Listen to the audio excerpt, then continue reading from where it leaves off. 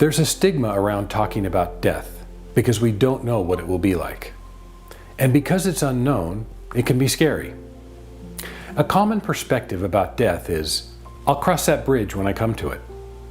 But this is not an easy bridge to cross. By embracing the mystery of death and by coming to terms with our own mortality, we can live a fuller life with purpose and love. In this video, we will explore Billy Meier's explanations on death and dying.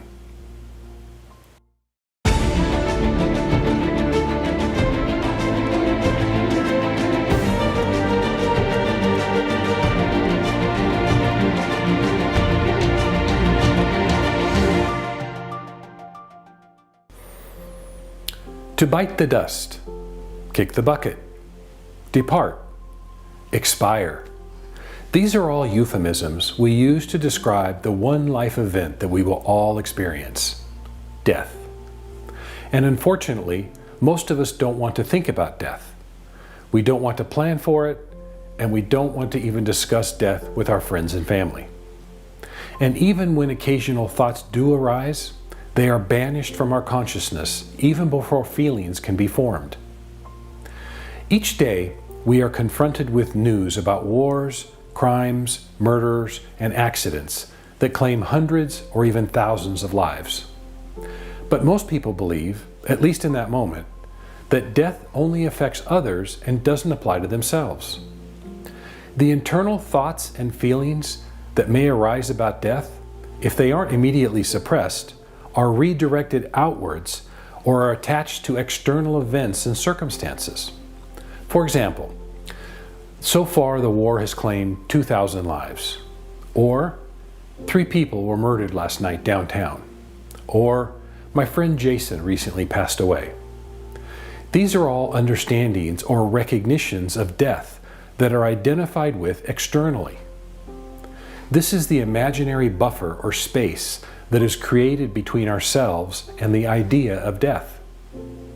And it's exactly this thought process inside of us that needs to change. Death and life are inseparably connected. One cannot exist without the other. All human beings have a material body that ages with time and is therefore transitory and will sooner or later die. This is an unavoidable fact for every human being. And because this is an unavoidable fact, we should regularly explore our inevitable death through rational thinking and the controlled feelings that arise through this work. When we think about death, the first feelings that arise are generally uneasiness, anxiety, restlessness, and then these feelings can give rise to feelings of something threatening about death. However, the reaction to these feelings are helpful for us because they let us recognize that death is inevitable and that our physical bodies are transient, vulnerable, and impermanent. It's important not to fight a battle against death. We need to prepare for death through our understanding, reason, thoughts and feelings, and through meditation. Being prepared for death leads to a state of inner peace, which is extremely important during the dying process. However, this inner peace can only be developed and achieved during lifetime. This inner peace cannot be developed and experienced during the final hours or minutes of life just before death.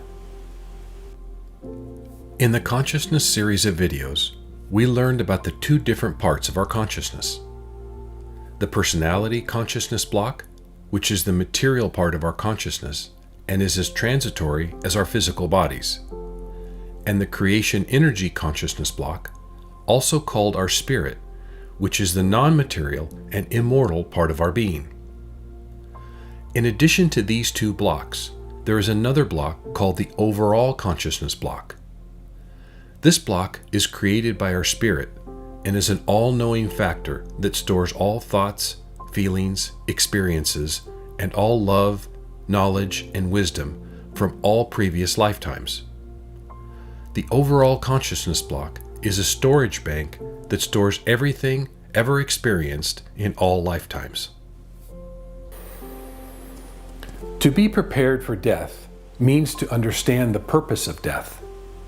Life and death are connected in a circle of life, or in other words, a cycle of life. This means that death is nothing other than a point in a circle. There's something before and something after. However, because we don't know, or are not conscious of, what is after death, this is what creates the anxiety. The so-called afterworld isn't a place that we will be sitting in the clouds and playing a harp, nor is it a place with fire and brimstone. In fact, heaven and hell are both fictional places created by man. There is no such thing as heaven or hell. The afterworld is a plane of existence that occupies the exact same living space on Earth as our physical existence, except that its time and space are differently dimensioned. This means that our normal daily existence takes place in one dimension, and the afterworld or death life takes place in another dimension, both of which are in the same location but exist in different dimensions. When our spirit crosses over to the hereafter, it arranges itself into the spirit we form that exists there. This spirit we form is a combination of all the human spirit forms existing in the afterworld. For our human understanding, this spirit we form can be seen as a huge, light-emitting, milky, wobbling cloud, which appears as a fog-like structure and self-radiates in the brightest light, which is normally invisible to the material human eye. Not only does this differently dimensioned afterworld exist on the planet Earth, but it extends into the whole universe. The reason for this is that if a planet is destroyed or becomes uninhabitable, the spirit forms existing on it are not destroyed. They are able to wander or migrate through the universe in this afterworld dimension until a new planet is found with human life. On this new planet, the spirit forms can then settle and mix into the cycle of reincarnation. In the afterworld, time plays no role at all because the spirit forms existing there are not subject to a feeling of time. According to a human understanding, this could be considered as existing in timelessness. When a person dies, their spirit and their overall consciousness block immediately transition to the afterworld. At this point, everything that was unprocessed during the last physical life is processed by the overall consciousness block, after which the personality consciousness block is then dissolved into pure, neutral creation energy, so nothing remains of the previous personality.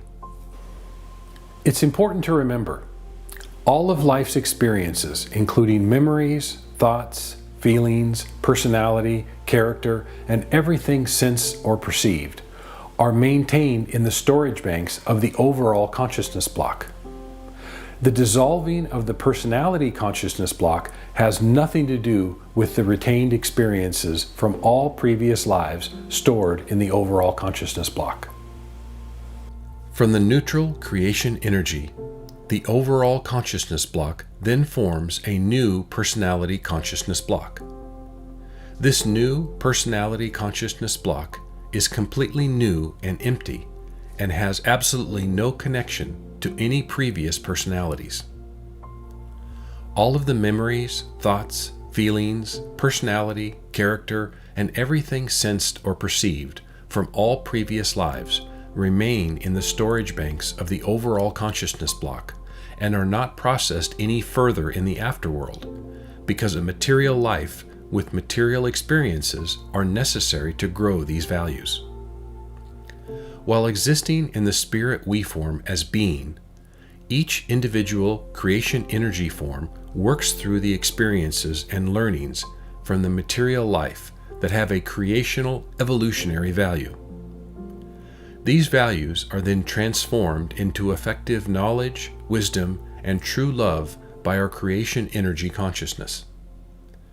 This processing by the creation energy consciousness continues until the values reach their attainable maximum.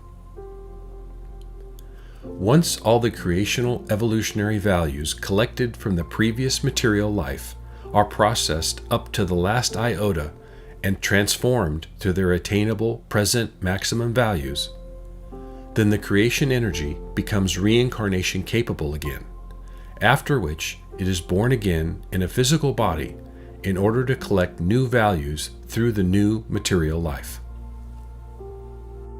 Because all of these past life experiences are stored in the overall consciousness block, they are hidden from us during our lifetime. This enormous body of knowledge and experience from our previous lifetimes exists in our overall consciousness block and can only be activated and used through conscious searching, self-observation, and by noticing inspirations or inklings from the subconscious. It's important to learn to recognize these inspirations so we can work with them in our present life with our present consciousness, which will inevitably lead to an evolutionary growth of our consciousness. Hopefully, this clearly illustrates that all of our faults, bad behaviors, ways of thinking, and our personality deficiencies that are present at death won't be erased with the passing of life.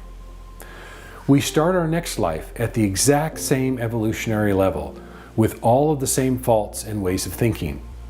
That's why it's so important to identify all of our deficiencies now and to work to correct them in this life. If we can do this, our next existence will be easier. Let's talk for a moment about the actual dying process, which is the same for every single human life form. When a human being dies in a normal and natural way, very particular symptoms appear. Sometime before death, either minutes or hours, depending on the person, we will become aware that our life clock is running out and that we will soon die. However, in many cases, the person won't want to accept this awareness and will rebel against it. In this case, fear and terror will overwhelm him. Or, depending on how one lived their life, there could be a rejoicing and acceptance and a very tranquil peace that will come over us. The moment of death is when the life bond or interconnection between the spirit form and the body are broken. At this moment, the spirit form and the overall consciousness block withdraws from the body and enters into the afterworld realm. The moment of dying is not when the last breath has been taken, nor when the heartbeat stops, because these are functions of the physical body. The exact moment of dying is the cessation of all brain activity. This is the moment when the spirit form and the overall consciousness block make their lightning-like escape to the afterworld. Between the time when the last breath has been taken and the cessation of all brain activity, there's a period of seconds or minutes where the brain is still capable of perceptions, which appear as fast-changing visions. Billy calls this the state of agony. We need to pause here for a moment to define the word agony, because agony means something different in German than it does in English. Billy defines the word agony as death struggle, and the Oxford Duden German Dictionary defines agony as in the throes of death. So in German, agony is a state between life and death. In English, the Merriam-Webster Dictionary defines agony as 1a, intense pain of mind or body, 1b, the struggle that precedes death, and 2, a violent struggle or contest.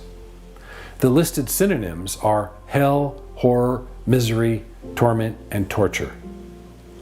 Even though agony is generally used in the 1a definition, intense pain of mind or body, Billy's usage of agony in German is consistent with the 1b definition, the struggle that precedes death. Billy further defines agony as, quote, the actual dying stage which slowly allows life to drain away through reduced vital processes. Agony, explained differently, is a state of increasing restriction, dysregulation of vital body functions, vita reducta or vita minima, end quote. These last two terms are Latin and mean reduced life. So, Billy's usage of agony means a state that precedes death and a state of declining bodily functions. Agony is the actual dying stage where the connection to physical reality has been severed. Agony is a state of inner peace, quiet, and harmony, because all material connections have been cut and no more fear of death exists. The panorama of visions that occur in the state of agony are peaceful, love-filled, and harmonious.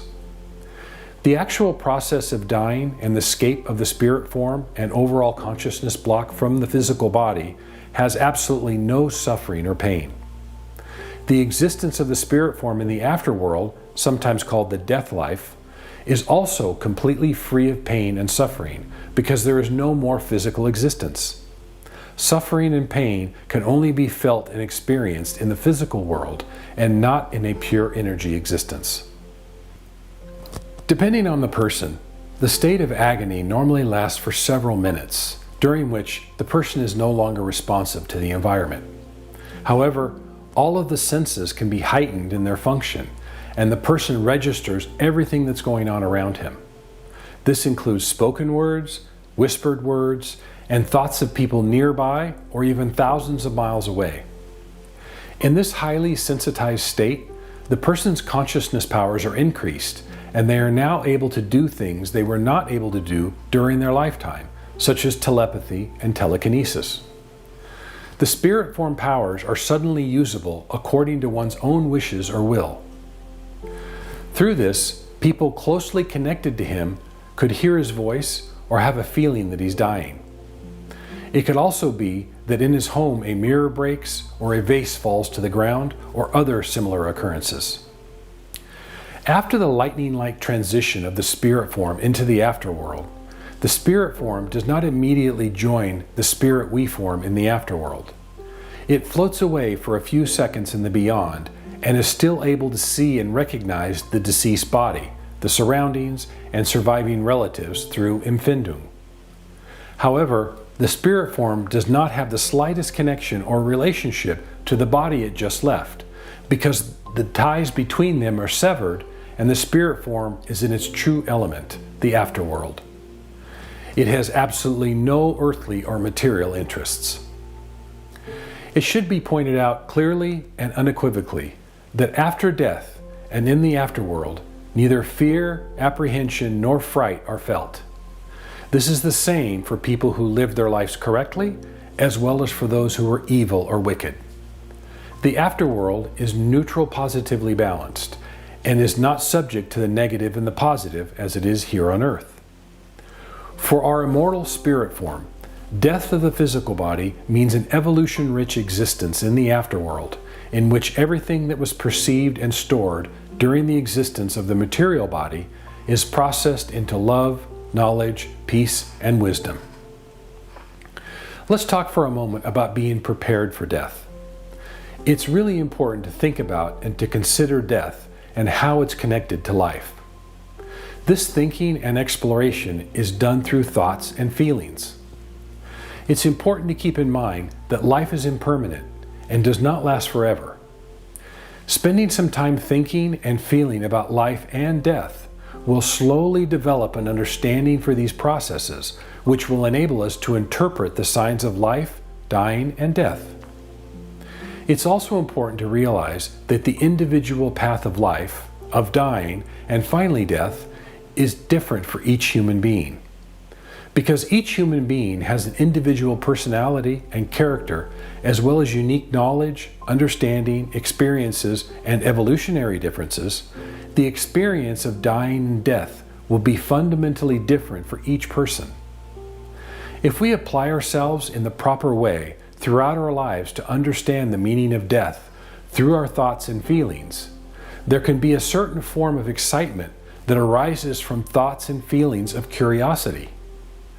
And this particular form of excitement has an effect on our thoughts and feelings and can trigger a joy of expectation and certainty that death is not only an end to our present physical life, but a new beginning with a new life, new body, and new personality, which is completely free and unencumbered.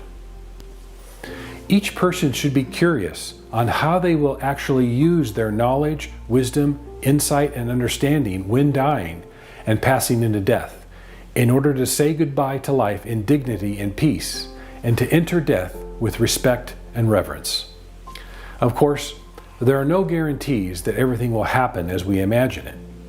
But if we approach life, dying, and death in a truthful, insightful, and understandable way in order to prepare for dying and death, then peace, love, and harmony will reign when it comes time to say goodbye to life in the material world and enter the sphere of the beyond. Well, thank you for joining me for this video on death and dying. I wanted to leave you with 2 quotes from Billy's book, Rebirth, Life, Dying, Death, and Mourning. The process of normal dying takes place as a gradual dissolution of consciousness, which lets go of thoughts and feelings and gives way to agony, where no more thoughts and feelings exist, but only fine spiritual perception that originates from the realm of the spirit and only allows a peaceful, loving, and harmonious perception. Everything that's purely worldly absolutely loses meaning, and only the light of love, peace, tranquility, and being gain existence. If during his life a man has familiarized himself with this and the actual process of dying, then he will be able to cope with it in every way and connect with it in unity when the moment comes. Meaning, at the time of the transition to death, if man has actually mastered this process in life, then he will willingly face death, entrust himself to it, and surrender his life without hesitation. When the individual functions of the material body gradually dissolve, then joy and peace, as well as true love and boundless freedom appear, revealing the radiant light of the elementary spiritual beyond. Consciousness falls into agony, whereby the material world disappears as if through a veil, and gives way to a sphere that is full of harmony and shines in a radiant brightness that no material eye can see. The material state of consciousness dissolves, and the clear light of the threshold of death leads the way into the otherworldly creational infinity.